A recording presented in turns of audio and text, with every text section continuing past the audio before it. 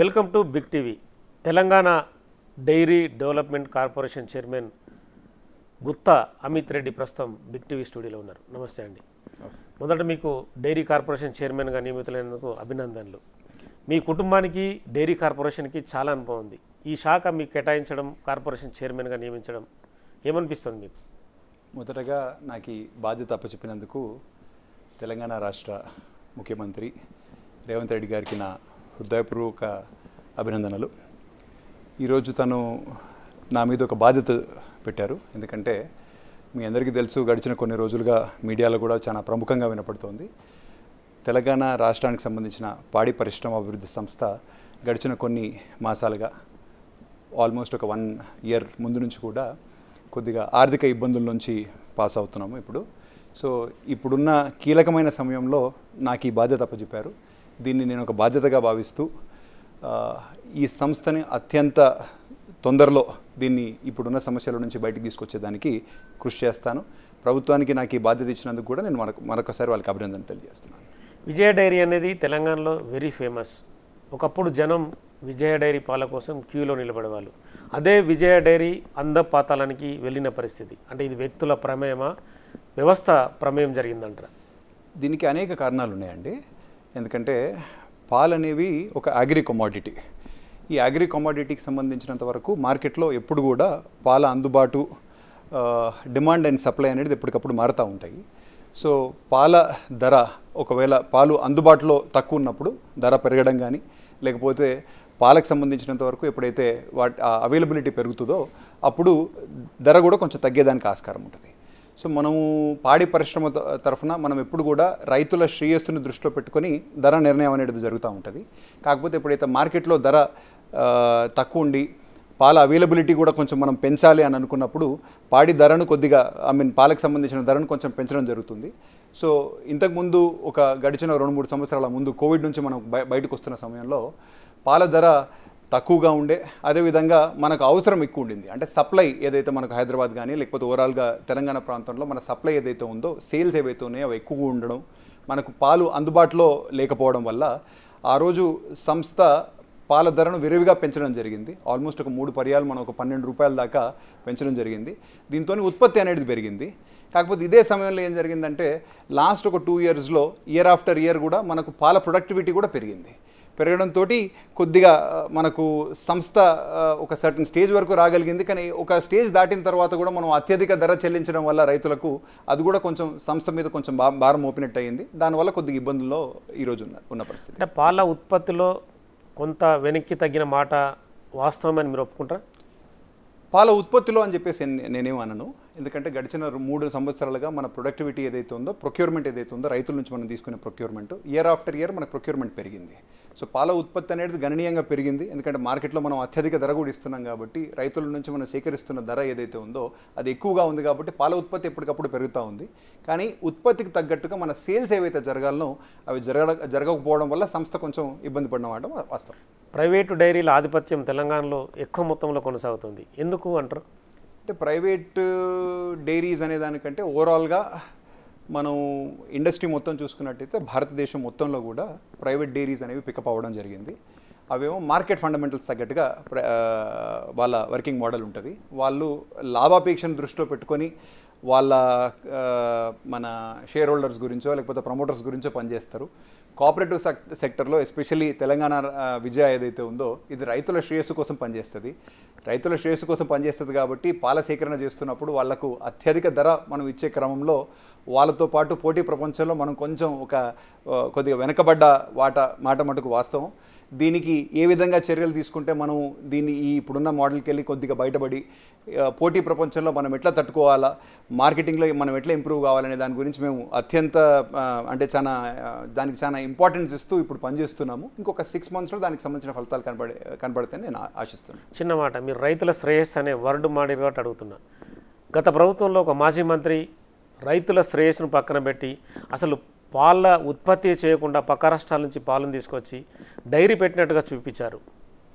దానిపైన మీ అభిప్రాయం? అంటే ఇక్కడ మీరు ఆలోచన చేయవలసిన విషయం ఏంటంటే, రాజకీయాలతో సంబంధం ఉన్న వాళ్ళు ఇంతకుముందు వివిధ పార్టీల నుంచి ఉన్నా కూడా ఎప్పుడు కూడా పాల బిజినెస్లో ఇంతకుముందు కూడా ఉన్నారు. నేను పేరు చెప్పవలసిన అవసరం లేదు, మీకు కూడా ఐడియా ఉంది. అయితే ఈ మధ్యకాలంలో పోయిన ప్రభుత్వంలో కూడా ఒక ఇంపార్టెంట్ పొజిషన్లో ఉన్నటువంటి ఒక రాజకీయవేత్త పాల వ్యాపారంలోకి రావడం, దానివల్ల కూడా కొద్దిగా ఇండైరెక్ట్గా పాడి పరిశ్రమ ఏదైతే తెలంగాణ విద్య మీద కూడా కొంచెం ప్రభావం పడడం జరిగింది. ఎందుకంటే ఇంపార్టెంట్ పొజిషన్లో ఉన్న వాళ్ళు వాళ్ళ రెస్పెక్టు సంస్థల కోసం అని చెప్పేసి కొన్ని ఆర్డర్స్ ఇవ్వడము, దానికి అనుగుణంగా వెల్ఫేర్ స్కూల్స్లో, హాస్టల్స్లో కొన్ని ప్రభుత్వ కార్యాలయాలు అనుకోండి, లేకపోతే గవర్నమెంట్ ఇన్స్టిట్యూషన్స్లో కూడా వాళ్ళకి సంబంధించిన ప్రొడక్ట్ కొద్దిగా మూవ్ కావడం అనేది కొద్దిగా జరిగిన మాట మటుకు వాస్తవం. దానికి సంబంధించినంత వరకు మార్కెట్ మీద కొంచెం మా మీద కూడా కొంచెం ఇంపాక్ట్ అయితే ఉన్నమాట. కొద్దిగానే కాదు, ఈ మధ్య రేవంత్ రెడ్డి సమీక్ష నిర్వహించినప్పుడు ఇవి ఎందుకు ఎక్కడ లోపం జరిగిందనే దానిపైన సమీక్ష జరిగింది, మీకు ఐడియా ఉండే ఉంటుంది. సమీక్ష జరిగిన మాట మటుకు వాస్తవం. ఆ విషయం నా నోటీస్కి కూడా వచ్చింది. కాకపోతే తను కూడా ఎంక్వైరీ ఆర్డర్ చేసినట్టుగా నా నోటీస్లో వచ్చింది. ఎంక్వైరీలో ఫైండింగ్స్ ఎట్లుంటాయనే దాన్ని బట్టి మనం ఫర్దర్ ఏముంటుంది అనేది ఆలోచన చేయాలి. అంటే ప్రజల శ్రేయస్సును దృష్టి పెట్టుకునే రాజకీయ నేతలు కావచ్చు, ఎవరైనా సరే యజమానులు ఆలోచించాలి. కానీ పక్కదారి పట్టించే ఆలోచన సమంజసం అని చెప్పి మీరు భావిస్తారా? అంటే ఎప్పుడైతే వ్యక్తిగత ఇంట్రెస్టు, అదేవిధంగా ప్రభుత్వానికి సంబంధించిన ఇంట్రెస్ట్ వచ్చినప్పుడు రాజకీయ నాయకులు వాళ్ళ వ్యక్తిగత అవసరాల కోసం అని చెప్పేసి వాళ్ళ వ్యక్తిగత నిర్ణయాలు తీసుకుంటారు. కాబట్టి కొందరు ప్రజల శ్రేయస్సు గురించి ఆలోచన చేస్తారు, కొందరు వ్యక్తిగత ఇంట్రెస్ట్ గురించి ఆలోచన చేస్తారు. కాబట్టి అవి వాళ్ళ నిర్ణయానికి మనం వదిలేయాల్సిందే తప్ప ఇన్ జనరల్గా మనం కామెంట్ చేయలేం కదా. విజయ డైరీ నష్టాలకు ఎవరు కారణం అంటారు? విజయ డైరీ నష్టాలకు కారణం అంటే చాలా కారణాలు ఉన్నాయి. దీనికి మార్కెట్ కారణాలను దృష్టిలో పెట్టుకొని మనం అనేక కారణాలు ఈరోజు మనం ఆలోచన చేయవచ్చు. అయితే ముఖ్యంగా నేను నోటీస్ చేసేది ఏంటంటే, రైతుల శ్రేయస్సు గురించి మనం పనిచేస్తున్నాం కాబట్టి దీన్ని నష్టం అనే దృష్టికోణంలో ఆలోచించొద్దని చెప్పేసి ఎందుకంటే మనది ప్రభుత్వ రంగ సంస్థ. సో రైతుల కోసం అని చెప్పేసి రైతుల ద్వారా ఏర్పడ్డ సంస్థ కాబట్టి వాళ్ళు మనకు ఇంపార్టెంట్ అనుకొని, ముఖ్యంగా మనకు రెండు ఉద్దేశాలు, రైతుల శ్రేయస్సు ఒక పక్కనైతే వినియోగదారుడికి మంచి నాణ్యమైన ప్రోడక్టు, మంచి నాణ్యమైన పాలు కానీ పాల ఉత్పత్తులు కానీ అందించడం అనేది మా సంస్థకున్న ముఖ్యమైన లక్ష్యం. ఇవి రెండింటి మధ్యలో మేము మా ప్రాసెసింగ్ అనేది చేస్తామన్నమాట. దీని ద్వారా మేము మా ఎంప్లాయీస్కి సంబంధించిన బాగోగులు చూసుకుంటూ గవర్నమెంట్ మీద కూడా డిపెండ్ కాకుండా రైతులకు అత్యధిక ధర చెల్లించి నాణ్యమైన ఉత్పత్తిని ఒక సరసమైన ధరకు మా వినియోగదారుడికి అందించాలి. ఇక్కడ ఎప్పుడైతే కొన్ని చోట్ల ఒకవేళ మేము అనుకున్న పద్ధతిలో కానీ ఒకవేళ అనుకున్నట్టుగా మార్కెట్ కండిషన్ కూడా మాకు సపోర్ట్ ఒకవేళ చేయలేకపోతే మటుకు అక్కడ కొద్దిగా ఇబ్బంది వచ్చేదానికి ఆస్కారం ఉంది. ఇప్పుడు ఆ ఇబ్బందుల నుంచి గోత్రు అవుతున్నాం. చాలా తొందరలో కూడా మేము ఈ పరిస్థితి నుంచి బయటకు వస్తామని చెప్పేసి ఒక ఆశాభావాన్ని నేను వ్యక్తం చేస్తాను. మీరు డైరీ కార్పొరేషన్ చైర్మన్ కాకముందు టన్నుల కొద్దీ నెయ్యిని నిల్వ ఉంచారు, ఎవరికి అమ్మలేదనే ఆరోపణ కూడా ఉంది. అంటే గత ప్రభుత్వం నుంచి కొంతమంది వ్యక్తుల ప్రభావం వల్ల చాలా వరకు నిల్వలుంచి అమ్మకపోవడం, ప్రైవేటైజేషన్ ప్రోత్సహించడానికి ఎక్కువ కృషి చేశారనేది అది పూర్తిగా అవాస్తవం అండి. ఎందుకంటే జరిగిన విషయం ఏంటంటే, గడిచిన ఒక సంవత్సర కాలంగా మనకు మార్కెట్లో ప్రొక్యూర్మెంట్ అనేది సుమారు 3.5 లక్షల నుంచి 4,20,000 దాకా మనకి every month on month vary అవుతూ మనకి ప్రొక్యూర్మెంట్ వస్తూ ఉంది. సేల్స్ మటుకు మనకు ఒక 2.5 లక్షల నుంచి 2,70,000 వరకు సేల్స్ అవుతూ ఉంది. సో ప్రతిరోజు మనకు సుమారు 1,00,000 నుంచి 1,40,000 లీటర్ల వరకు మనకు పాలు ఎవ్రీడే ఎక్సెస్ వస్తున్నాయి. ఎక్సెస్ వచ్చిన పాలను మనం, ఎందుకంటే పాలు అనేవి పెరిషబుల్ ప్రోడక్ట్ కాబట్టి మనం నిల్వ ఉంచిస్తే ఖరాబ్ అయిపోతాయి కాబట్టి మనం జనరల్లీ ఏ డైరీ అయినా సరే చేసేది ఏంటంటే వాటిని ప్రాసెస్ చేసి ఇదర్ బటర్గా వెన్నలాగానన్నా కన్వర్ట్ చేస్తాం, లేకపోతే పౌడర్ కిందనన్నా కన్వర్ట్ చేస్తాం. సో ఈరోజు బటర్ అనేది మన డైరీలోనే మనం కన్వర్ట్ చేసి దాన్ని నిల్వ ఉంచు, ఎందుకంటే బటర్ నిల్వ ఉంటుంది కాబట్టి బటర్ని నిల్వ చేసుకోవచ్చు. సుమారు ఒక 950 దాకా 950 మెట్రిక్ టన్నుల దాకా మనము బటర్ తయారు చేసి స్టోర్ చేయడం జరిగింది, ఎందుకంటే ఎక్సెస్ మిల్క్ వస్తుంది కాబట్టి. అదేవిధంగా మన దగ్గర తెలంగాణ రాష్ట్రం మొత్తంలో కూడా పౌడరైజేషన్ ప్లాంట్, అంటే పౌడర్ తయారు చేసే ప్లాంట్ అనేది మన రాష్ట్రంలోనే లేదు. సో ఎక్సెస్ ఉన్న పాలను మనకు నియరెస్ట్ పౌడర్ తయారు చేసే ప్లాంట్ చిత్తూరులో ఉంది కాబట్టి మనం చిత్తూరుకి 600 కిలోమీటర్లు చిత్తూరుకి పంపించి అక్కడ పౌడర్ కింద కన్వర్ట్ చేసి దాన్ని మళ్ళీ మనం రిటర్న్ తీసుకొచ్చి స్టోరేజ్ చేసుకునే పరిస్థితి. పాల పౌడర్. సో మనకి ఎక్సెస్ వచ్చిన పాలను ఇదర్ అంటే మనం బటర్గా కానీ అంటే వెన్నగా కానీ లేకపోతే మనం పౌడర్ కింద కానీ కన్వర్ట్ చేసి, ఎందుకంటే నిలువ ఉంటాయి కాబట్టి చేసుకొని స్టోర్ చేసుకుంటాం. కాకపోతే అనుకోని పరిస్థితుల్లో ఏం జరిగిందంటే ఈ సంవత్సరం భారతదేశం మొత్తంలో కూడా పాలు ఎక్కువ సంఖ్యలో ప్రొడ్యూస్ అయ్యాయి. దీనివల్ల ప్రతి ఒక్క ప్రైవేట్ డైరీ దగ్గర లేకపోతే ప్రతి ఒక్కళ్ళ దగ్గర కూడా అత్యధిక సంఖ్యలో బటర్ నిల్వలు పేరుకుపోయి ఉన్నాయి. అదేవిధంగా పాల పౌడర్ కూడా ఎక్సెస్గా ఉంది.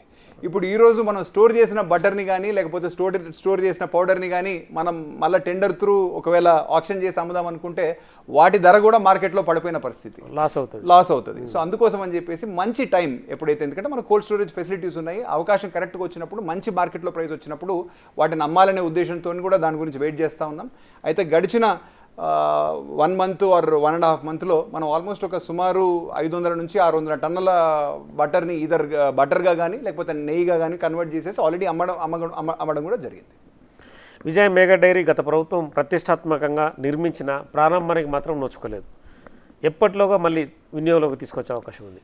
విజయ మెగా డైరీ అనేది మనకు సుమారు 240 ఆడ్ క్రోర్స్ తోటి మనం ఆ ప్రాజెక్ట్ అనేది ప్లాన్ చేసి ఈరోజు కన్స్ట్రక్షన్ అనేది లాస్ట్ స్టేజెస్లోకి వచ్చింది. ఇప్పుడు ట్రయల్ రన్స్ ఆల్రెడీ జరుగుతున్నాయి. కాకపోతే ఇది కూడా దీంట్లో కూడా కొన్ని సమస్యలు మనము, ఎందుకంటే మేము ఇంకా కూడా స్టడీ చేస్తూ ఉన్నాము.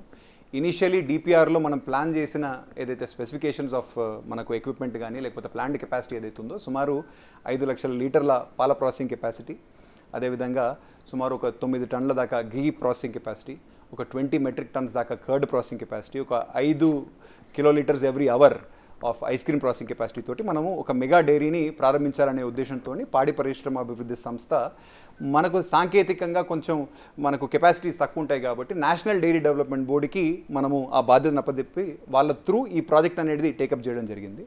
కాకపోతే దీంట్లో కూడా అనేక సమస్యలు, ఎందుకంటే మేము నోటీస్ చేస్తుంది ఏంటంటే గడిచిన ప్రభుత్వంలో ముఖ్య స్థానాల్లో ఉన్నటువంటి కొందరు నాయకులు ఈ ప్రాసెస్లో కూడా జోక్యానికి కారకులై దాంట్లో కూడా ఏదైతే ప్లాంట్ కెపాసిటీ ఉందో ఆ ప్లాంట్ కెపాసిటీని కూడా, అంటే ఇప్పుడు ఏమవుతుందంటే మనం పాలను ఒకవేళ 5 లక్షల లీటర్ల ప్రాసెస్ చేద్దాం అనుకున్నాం అనుకోండి, దానికి కావాల్సిన నిల్వ సామర్థ్యం కూడా ఉండాలి.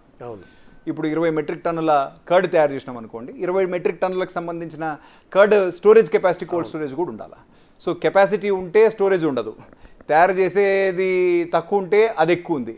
సో ఇట్లా చాలా మటుకు అనామలీస్ ఉన్నాయన్నమాట. వీటన్నిటిని కూడా ఇప్పుడు ఈ ట్రయల్ రన్ స్టేజెస్లో మనము వాటన్నిటిని కూడా సరిచేసే ప్రయత్నం చేస్తూ ఉన్నాం. కాకపోతే చాలా లోపాలను మేము ఈరోజు వాటిలలో కూడా గమనిస్తూ ఉన్నాం.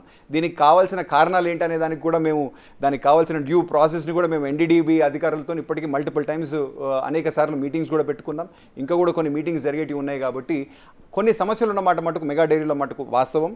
ఆ సమస్యలన్నీ కూడా అధిగమించి అతి తొందరలో మేము ఆ ప్లాంట్ నుంచి కూడా ఫుల్ కెపాసిటీ ఉత్పత్తి చేసే ఆలోచనల మటుకు ఉన్నమాట వాస్తవం. విజయ డైరీ అంటేనే తెలంగాణ ప్రజలకు అత్యంత ఇష్టం. కానీ ఆ డిమాండ్ని ఎందుకు రీచ్ కాలేకపోతుంది? విజయ పాలు కావచ్చు, పెరుగు కావచ్చు, దీనికి ఒక ముఖ్యమైన ఒక చిన్న అంటే ప్రజల మైండ్ సెటా లేదంటే డిఫరెంట్ ఆస్పెక్ట్స్ ఏమైనా ఉన్నాయా? దీనికి ఒక కీలకమైన ఒక సమస్య ఉన్నది.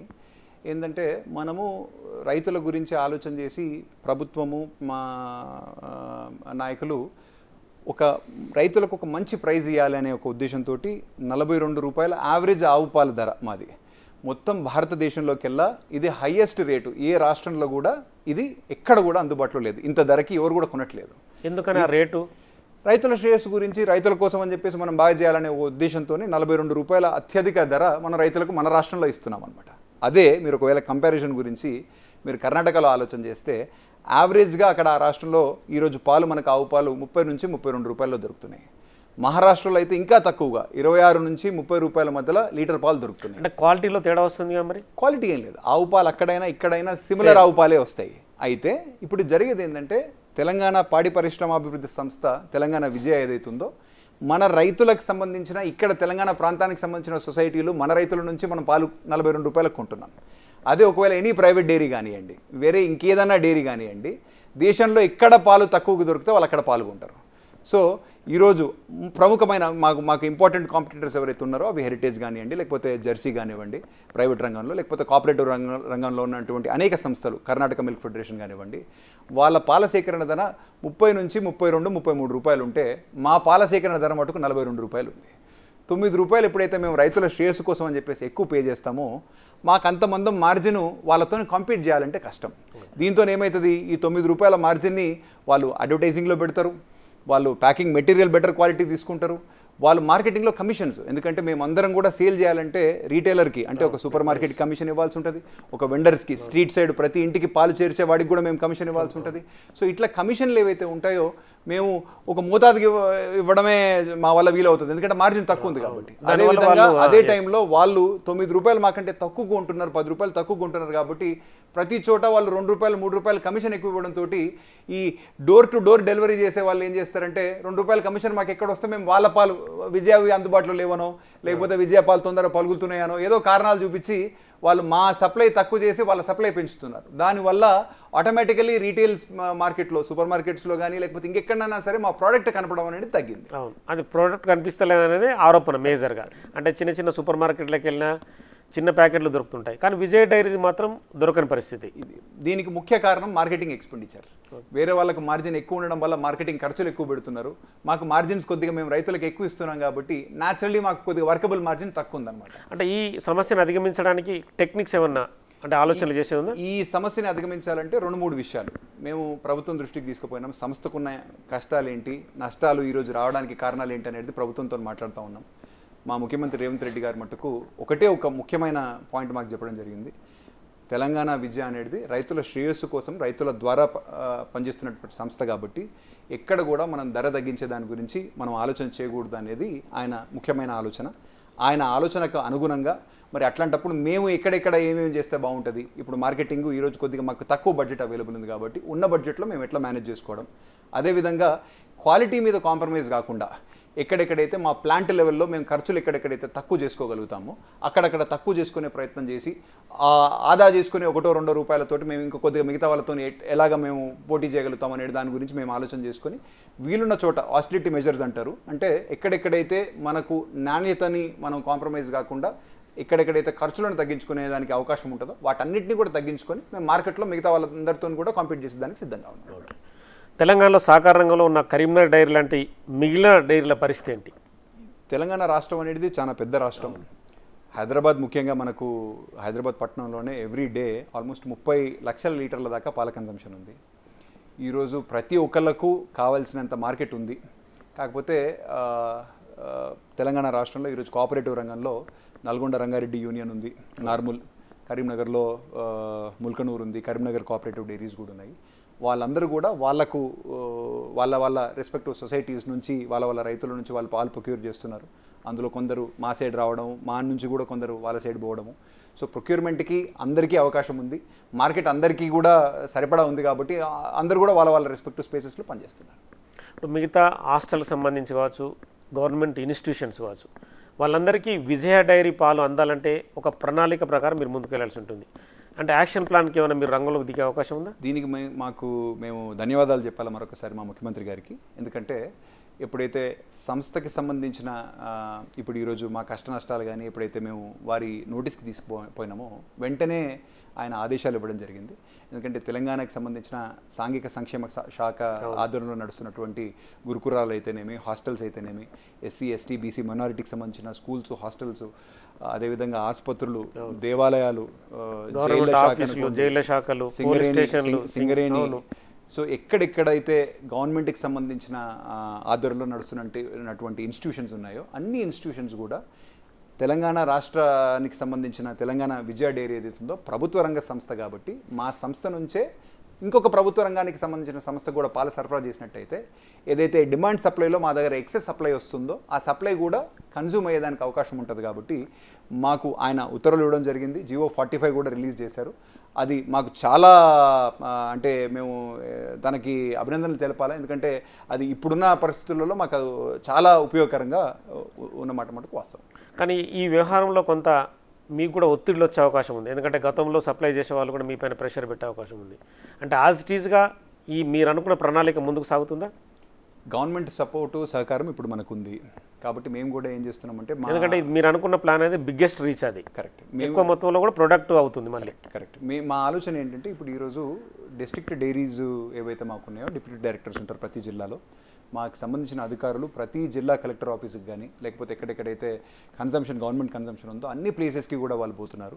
అదేవిధంగా మార్కెటింగ్ ముఖ్యంగా సరే గవర్నమెంట్ ఆర్గనైజేషన్స్ మన పాలను ఈరోజు కొంటుండొచ్చు, కాకపోతే ప్రతిరోజు వాటి మీద మనము డిపెండ్ అవ్వాల్సిన అవసరం లేకుండా మా సొంత రీటైల్ మార్కెట్ ఏదైతే ఉందో దాన్ని పెంచుకునేదానికి అనే ముఖ్య ఉద్దేశంతో కూడా మా మార్కెటింగ్ టీమ్ని కూడా మేము నెక్స్ట్ 6 monthsలో అగ్రెసివ్గా మా మార్కెటింగ్ స్ట్రాటజీని మేము పెంచబోతున్నాము.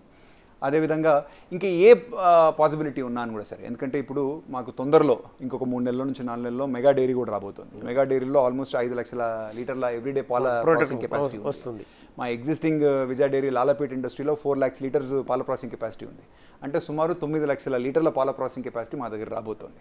ఈరోజు మా సంస్థ టర్నోవర్ అరౌండ్ 740 crores, అంటే 740 నుంచి 750 కోట్ల టర్నోవర్ ఈరోజు చేస్తున్నాం. సో మేము ఈ టర్నోవర్ని అతి తొందరలో డబుల్ చేసి, అంటే ఒక 1500 కోట్ల సుమారు టర్నోవర్ చేసి మా రీటైల్ మార్కెట్ని కూడా బాగా పెంచుకొని ప్రభుత్వ సహకారంతో ఎక్సెస్కి వచ్చే పాలను కూడా ఇంకా కూడా, ఎందుకంటే ఇప్పుడు ఈరోజు సుమారు 4 లక్షల లీటర్ల పాలు వస్తున్నాయి. భవిష్యత్తులో మేము 5, 6, ఎందుకంటే మా ప్రాసెసింగ్ కెపాసిటీ 9 lakh లీటర్స్ ఉంది కాబట్టి మేము 100% కెపాసిటీలో ఒకవేళ మేము ప్రాసెస్ చేయగలిగితే సుమారు 9 లక్షల లీటర్ల పాలు మేము కొనేగానే దానికి అవకాశం కూడా ఉంటుంది. కాబట్టి బయట నుంచి కూడా కాదు, మా రైతుల నుంచి కూడా మేము ఇంకా కూడా తీసుకునేదానికి ఆస్కారం ఉంది. ఎప్పుడైతే వాళ్ళ బిల్లులు టైంకి చెల్లిస్తామో, ఎందుకంటే ఇది ఒక సమస్యాత్మక పరిస్థితి. ఈ గడిచిన కొన్ని మాసాలుగా కొద్దిగా వాళ్ళ పేమెంట్స్ కూడా కొంచెం నెమ్మదించిన మాట వాస్తవం. దానికి మేము కూడా సంస్థ తరఫున చింతిస్తున్నాం, వాళ్ళకి సంఘీభావం ప్రకటిస్తున్నాం. కాకపోతే ప్రభుత్వం నుంచి ఈ మధ్యనే మాకు ఒక రిలీఫ్గా వాళ్ళు నిన్ననే ఒక 50 కోట్లు రిలీజ్ చేయడం జరిగింది. దానికి మేము కూడా ఒక 10 కోట్లను కలిపి ఒక 2 fortnights, అంటే 2 15 రోజుల పేమెంట్స్కి సంబంధించినంత వరకు ఒక 60 కోట్లు ఈరోజే రిలీజ్ చేయడం జరిగింది.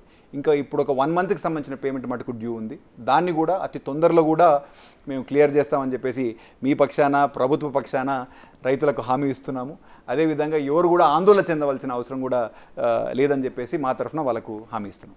రాజకీయంగా మీరు మొదటి స్టెప్ వేశారు డైరీ కార్పొరేషన్ చైర్మన్గా. మీ బాబాయ్ జితేందర్ రెడ్డి ఆల్రెడీ డైరీలో ఉన్నారు, మీ తండ్రి గారు కూడా పూర్వానుభవం ఉంది సుఖేందర్ రెడ్డి గారికి. మీకు ఈ అనుభవం ఎలా ఉపయోగిస్తుంది మీకు? అంటే ఎప్పుడైతే నాన్నగారు సుఖేందర్ రెడ్డి గారు కానీ, లేకపోతే చిన్నాన్న జితేందర్ రెడ్డి గారు కానీ ఆల్మోస్ట్ చాలా లాంగ్ టైం, నాన్నగారు అయితే 1992 నుంచి 1999 మధ్యలో తను నల్గొండ రంగారెడ్డి యూనియన్ అధ్యక్షులుగా, అదేవిధంగా ఆంధ్రప్రదేశ్ పాడి పరిశ్రమ అభివృద్ధి సంస్థ చైర్మన్గా, ఎన్డీడీబీ బోర్డు నేషనల్ బోర్డు డైరెక్టర్గా కూడా ఆయన పనిచేశారు. జితేందర్ రెడ్డి గారు కూడా సుమారు 10 నుంచి 12 సంవత్సరాల వరకు ఆయన మదర్ డైరీ నార్మల్ చైర్మన్గా కూడా పనిచేశారు. సో వాళ్ళ అనుభవం ఏదైతే ఉందో అది నాకు అత్యంత, ఎందుకంటే ఇది చాలా క్లిష్టమైన సమయం కాబట్టి వాళ్ళ అనుభవం కానీ ఎట్లా చేస్తే మనం ఇప్పుడున్న కష్ట నష్టాల నుంచి బయటపడేదానికి ఆస్కారం ఉందో, వ్యాలిడ్ పాయింట్స్, ఏ ఇన్పుట్స్ వచ్చినా కూడా సరే, ఏ అడ్వైజెస్ వచ్చినా కూడా సరే, వాళ్ళిద్దరని కాకుండా పాడి పరిశ్రమకి సంబంధించిన రంగంలో ఎవరు కూడా మంచి అడ్వైజ్ ఇచ్చినా కూడా సరే, అన్ని అడ్వైజెస్ తీసుకొని ఇప్పుడున్న సిచ్యువేషన్ నుంచి బయటపడి అత్యంత తొందరలో, ఎందుకంటే ప్రభుత్వం మీద ఎప్పుడు కూడా బాధ్యత పెట్టాలా, బరువు పెట్టాలనే లక్ష్యం సంస్థది కాదు. మా కాళ్ళ మీద మేము నిలబడాలా. ప్రభుత్వ రంగ సంస్థ ఎలాగైతే రైతులకు మంచి ధర ఇచ్చుకుంటామో, మంచి ప్రైస్ కూడా మేము కస్టమర్కి మంచి ప్రైస్కు అమ్మి ఈ మధ్యలోనే మా ప్రాసెసింగ్ ఖర్చులను కూడా మేము రాబట్టుకొని మా కాళ్ళ మీద మేము, మా సంస్థ కాళ్ళ మీద సంస్థ నిలబడేటట్టుగా చేసేదానికి మా ప్రయత్నం. ఒకవేళ ఈ ప్రయత్నంలో మాకు కొన్ని డబ్బులు ఏదైతే లాభం వస్తుందో ఆ లాభాలు కూడా బోనస్ లాగానో ఇన్సెంటివ్ లాగానో మేము రైతులకు పంచాలనే ఆ రోజు కూడా అతి తొందరలో రావాలని చెప్పేసి నేను కోరుకుంటున్నాను. గత కొద్ది రోజులుగా ఈ పదవిని మీరు స్వీకరించారు, అంటే లోపాలు కావచ్చు, మిగతా వ్యవహారాలు కావచ్చు, అంటే ఏమనిపిస్తుంది మీ అబ్జర్వేషన్ సంబంధించి? ఓవరాల్గా ప్రభుత్వ రంగ సంస్థ కాబట్టి మా మీద అనేక పబ్లిక్ ఎక్స్పెక్టేషన్స్ ఉంటాయి. మేము పబ్లిక్కి తగ్గట్టుగా పనిచేయాలా. ప్రైవేట్ డైరీస్ అయితేనేమో లాభాపేక్షతోటి వాళ్ళ బిజినెస్ ఇంట్రెస్ట్ గురించి పనిచేస్తారు. సో మాకు కొన్ని పరిమితులు ఉంటాయి, ఎందుకంటే మేము ఒక ధర కంటే ఎక్కువ పెట్టి అమ్మలేము. మాకు మార్కెట్లో వేరే దగ్గర కర్ణాటకలో పాలు ఒకవేళ 32 రూపాయలకే ఇప్పుడు నాకు కావాలంటే దొరుకుతాయి. కానీ అలా అని చెప్పేసి మా రైతుల దగ్గర నేను పాలు కొనడం ఆపేసి తక్కువ వస్తుంది కాబట్టి నేను కర్ణాటకలో పోయి కొందామనే ఆలోచన ప్రైవేట్ డైరీస్ చేయొచ్చు, ఇంకెవరైనా సహకార రంగంలో ఉన్న కొన్ని డైరీస్ కూడా చేస్తున్నాయి.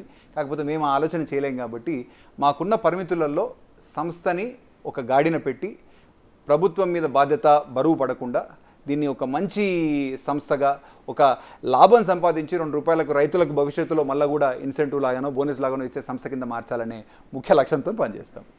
రాష్ట్రానికి యువ ముఖ్యమంత్రి రేవంత్ రెడ్డి ఉన్నారు, యువ నాయకుడిగా మీరున్నారు. ఎలా ఉంది కాంగ్రెస్ పార్టీకి సంబంధించిన పాలన కావచ్చు, మిగతా అబ్జర్వేషన్ కావచ్చు? ఇప్పుడు మీరే చూస్తున్నారు, రైతుల శ్రేయస్సు కోసం అని చెప్పేసి, ప్రజల శ్రేయస్సు కోసం అని చెప్పేసి ప్రజాపాలన అనేది గడిచిన 9 మాసాలుగా జరుగుతూ ఉంది. సో ప్రజల గురించి, ప్రజల ఆలోచనలు, ప్రజల ఆశయాల గురించి, వాళ్ళ కష్టసుఖాల్లో ఎప్పుడు కూడా పాలుపంచుకోవాలా, ఏదున్నాను కూడా సరే అవన్నింటినీ కూడా మీదేసుకొని చేస్తున్న ప్రభుత్వం కాబట్టి ఇప్పుడు మా పాడి పరిశ్రమకు సంబంధించిన ఇదే చూస్తుంటే ఎన్ని నష్టాలు వచ్చినాను కూడా సరే రైతులకు మటుకు మనము అండగా నిలబడాలా, రైతులకు సంబంధించిన ఏదైతే ప్రొక్యూర్మెంట్ సేకరణ ధర ఉందో దాన్ని తగ్గించొద్దు అనే ఉద్దేశంతో ప్రభుత్వం పనిచేస్తుంది. కాబట్టి ఓన్లీ మా సంస్థకు సంబంధించిన ఐడియానే చెప్తున్నాను. అదేవిధంగా ఇప్పుడు మీరు చూసినట్టు ఆలోచన చేసినట్టయితే రైతులకు సంబంధించిన అనేక సమస్యలకు కూడా చిన్న చిన్నగా ఒక్కొక్కటి, ఎందుకంటే ప్రభుత్వం కొత్తగా ఏర్పడ్డ ప్రభుత్వం, ఇది ప్రజాపాలన కాబట్టి చిన్నగా ఏవైతే పాత పెండింగ్ ఇష్యూస్ ఏమైనా ఉన్నాను కూడా అన్నిటికీ కూడా పరిష్కారం కనుగొంటూ మిగతా ఏమన్నా ఎలక్షన్కి సంబంధించిన హామీలు కానీ ఏ ఉన్నాను కూడా సరే అతి తొందరలో కూడా అన్నీ కూడా ఫుల్ఫిల్ అవుతాయి అని చెప్పేసి మేము చెప్పగలుగుతాం. ఫైనల్గా ఒక చిన్న క్వశ్చన్ అడుగుతా. గత 10 ఏళ్ల బీఆర్ఎస్ ప్రభుత్వం, 10 నెలలు గడిచిన కాంగ్రెస్ ప్రభుత్వం, మీరు యువ నాయకుడిగా సరే పార్టీలు పక్కన పెట్టండి, ఏమనిపిస్తుంది ఓవరాల్గా? అంటే అందులో ఉన్న లోటుపాట్లు కావచ్చు, ఇక్కడ ఉన్న అభివృద్ధికి సంబంధించిన అంశాలు కావచ్చు.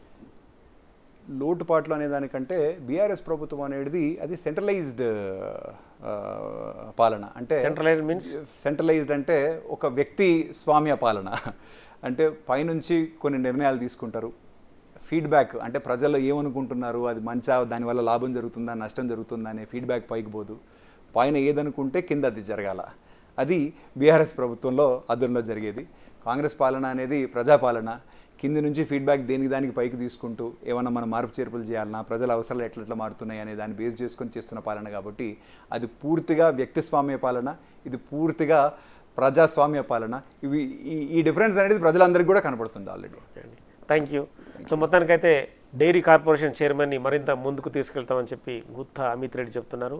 ఖచ్చితంగా పాడి పరిశ్రమ రైతులు ఆందోళన పడాల్సిన అవసరం లేదు. ఖచ్చితంగా విజయ డైరీని లాభాల బాట వైపు నడిపిస్తూ మరింత ముందుకు తీసుకెళ్లడమే తన లక్ష్యం అని చెప్తున్నారు. Signing off, keep watching big TV.